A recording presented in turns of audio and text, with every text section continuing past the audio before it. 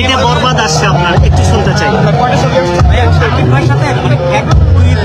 আবার আসছে বরবাদ একটু শুনবো কেমন হবে।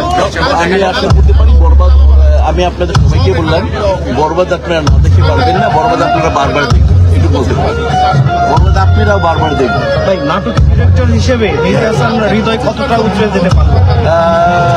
আমি রায়হান রাফির পরে যে ছেলেটা নিজেকে ফুল ফিল্মিক ডিরেক্টর হিসাবে ইন্ট্রোডিউস এবং ক্ষমতা রাখে বাংলাদেশের অডিয়েন্সের পালস বুঝার করার, ও রাজ করবে। এরপরে রায়হান রাফির পর আরেকটা আছে, রায়হান রাফি না, রায়হান রাফির পরে বলছে, রায়হান রাফি যদি দৌড়ি জাতীয় চ্যাম্পিয়ন ও হবে, জাতীয় জাফি যদি ও অনূর্ধ্ব-19 ও চ্যাম্পিয়ন, রায়হান রাফির পরে মেহেদী হাসান হৃদয়।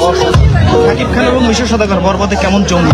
যদি এটা এই আমাদের 25 বছরের ক্যারিয়ারে, আমার তো অনেক বেশি 36 বছর ক্যারিয়ার, এই 24 বছরে সাকিবকে মানুষ যার যে ওর যে ক্যারেক্টার নতুন দেখা হবে, এবং আমার যে ক্যারেক্টার আমাকে এভাবে কেউ দেখে না।